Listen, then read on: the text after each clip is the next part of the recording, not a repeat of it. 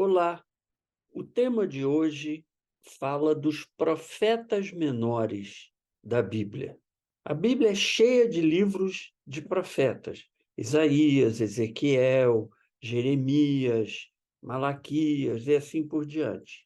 Alguns são classificados como profetas maiores e outros como profetas menores. Hoje nós vamos falar dos profetas menores. Este vídeo é parte da série O Coração do Cristianismo, que trata de temas fundamentais para a fé cristã. E o tema de hoje é o entendimento da Bíblia no que tange aos profetas menores. Como eu já disse, o Antigo Testamento tem uma coleção de livros de profetas, coleção essa que é tradicionalmente dividida em profetas maiores e profetas menores. Essa divisão, ela leva em conta apenas o tamanho dos escritos dos profetas. O maior e menor não quer dizer que o profeta maior falou um texto mais importante, deu uma revelação mais importante do que o profeta menor. Não. O critério de separação aí é o tamanho dos textos. Isaías é um profeta maior, não porque ele falou coisas mais importantes do que Malaquias, por exemplo, e sim porque Isaías escreveu um texto longo, que é o maior livro de profecia que tem na Bíblia. Então, ele é um profeta maior. E assim como Isaías, temos Jeremias, que escreveu 2 livros, o livro de Jeremias e o livro de Lamentações de Jeremias. Nós temos o profeta Ezequiel e nós temos o profeta Daniel. Esses 4 são os profetas maiores. Agora, os profetas menores são 12. E pela ordem que eles aparecem no Antigo Testamento, eles são Oséias, Joel, Amós, Obadias, Jonas, Miqueias, Naum, Abacuque, Sofonias, Ageu, Zacarias e Malaquias. Alguns nomes estranhos, como Obadias, Naum, Sofonias, esses são os profetas menores. Eles escreveram livros curtos, embora esses livros tenham coisas muito importantes neles. Se nós não tivéssemos os livros dos profetas menores, nós perderíamos muitos ensinamentos fundamentais para a fé cristã. Vamos ver 4 ensinamentos que estão em profetas menores e são de grande importância. O primeiro deles está lá em Malaquias 3:10. Trazei todos os dízimos à casa do Senhor. E aí o texto continua falando que isso é para a manutenção da casa do Senhor e dizendo para a gente fazer prova de Deus ao levar os dízimos, que Deus vai repreender o devorador nas nossas vidas. Isso é o texto de Malaquias.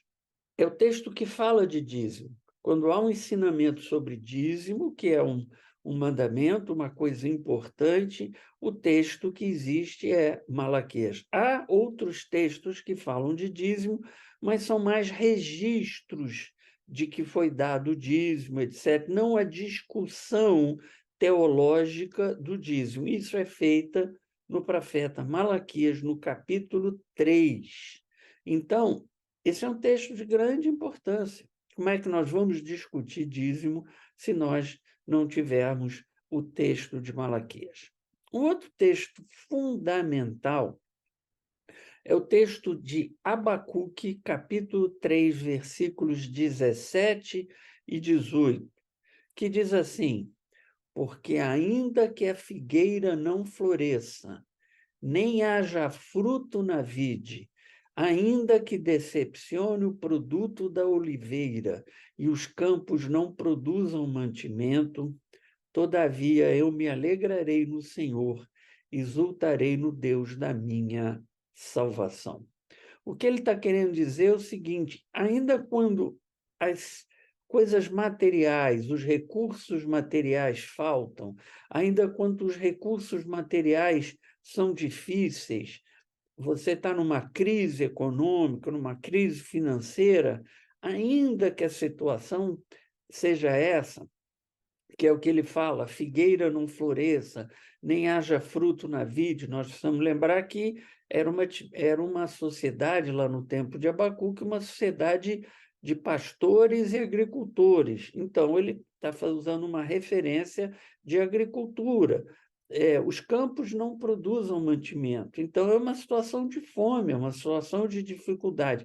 Ainda assim eu me alegrarei no Senhor e exaltarei no Deus da minha salvação. Ou seja, a fé, a relação com Deus, não pode depender das bênçãos materiais, como muita gente pensa. Que então eu tenho fé, eu me relaciono bem com Deus porque Ele me dá coisas. Uma relação de troca. Isso é a base da teologia da prosperidade. Esse é um grande erro. Abacuque está dizendo com clareza, ainda que eu não tenha prosperidade, ainda que a minha situação seja difícil, ainda assim eu me alegro no Senhor. Porque a relação com Deus está acima de tudo.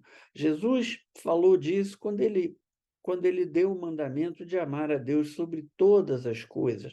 Ou seja, não importa a circunstância, não importa o momento, a gente precisa se relacionar com Deus. E esse ensinamento maravilhoso está em Abacuque, capítulo 3, versículos 17 e 18. O profeta Joel, lá no capítulo 2, versículo 28, tem um texto interessantíssimo, que fala do final dos tempos. Ele está falando lá daquilo que está descrito em Apocalipse. Claro que Joel não conheceu Apocalipse. Apocalipse foi escrito muitos séculos depois de Joel.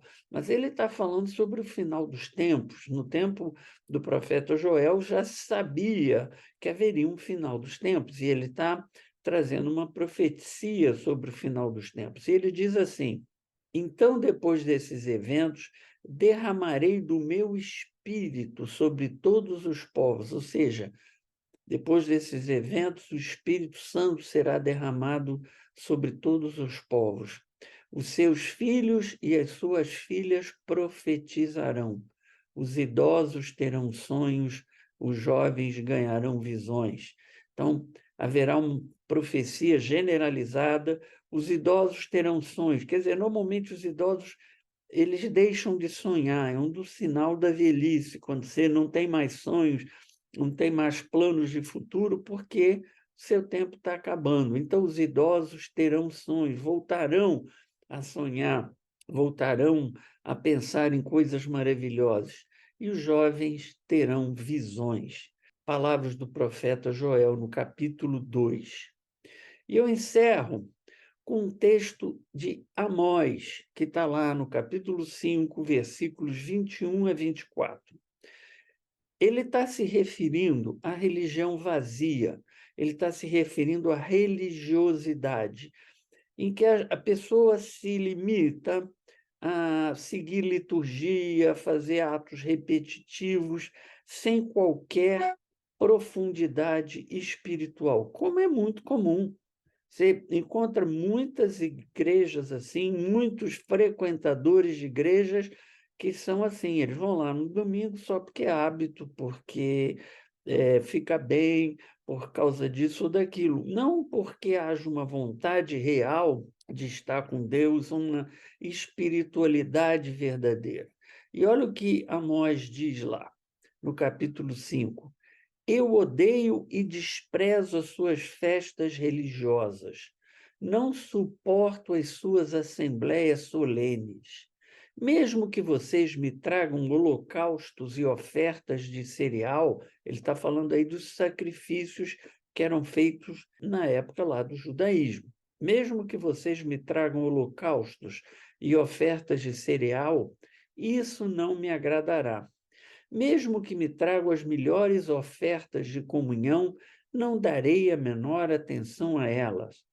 Afastem de mim o som das suas canções e a música das suas liras. Em vez disso, corra a retidão como um rio, a justiça como um ribeiro perene.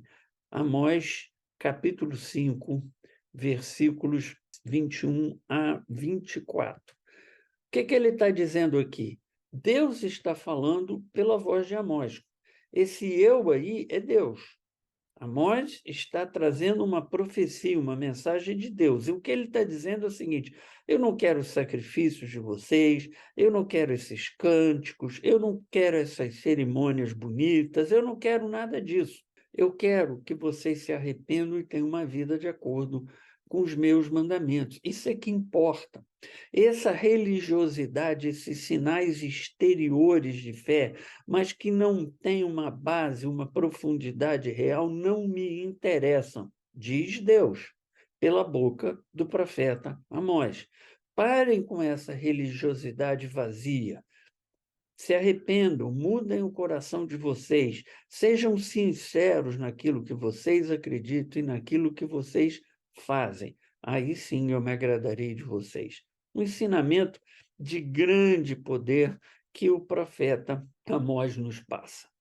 Então, temos 12 profetas menores na Bíblia. Menor aí significa que eles escreveram textos mais curtos do que aqueles que são os profetas maiores. Mas nem por isso são textos de menor importância, de menor valor e que não devem ser considerados. Profetas menores têm textos fundamentais para a nossa fé, e eu dei aqui 4 exemplos de textos com essa característica. Se você gostou desse vídeo, dê o seu like, nos siga nas redes sociais, nos recomende para amigos e para parentes, porque tudo que queremos é divulgar o Evangelho de nosso Senhor Jesus Cristo. Agradeço sua presença aqui e que Deus abençoe a sua vida, que Ele ilumine os seus caminhos e que Ele te dê a paz. Tchau, tchau.